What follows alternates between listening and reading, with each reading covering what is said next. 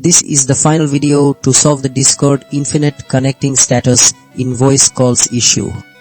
Because I also faced the same issue and tested lots of ways but finally found multiple methods to solve the Discord infinite connecting status in voice calls issue, and I am going to share them with you.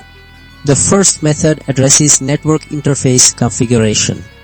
Discord voice calls rely on specific network protocols, and sometimes your system's network adapter settings can become corrupted or misconfigured, leading to persistent connection attempts without success.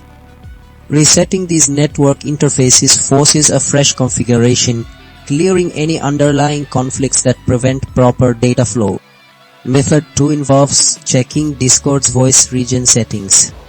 Discord servers are geographically distributed, and selecting an incorrect or overloaded voice region can cause connection instability. By manually selecting the closest or least congested server, you ensure a more direct and reliable path for your voice data, eliminating the infinite loop. Method 3 focuses on clearing Discord's cache. Over time, temporary files within the Discord application can become corrupted, interfering with its ability to establish stable connections.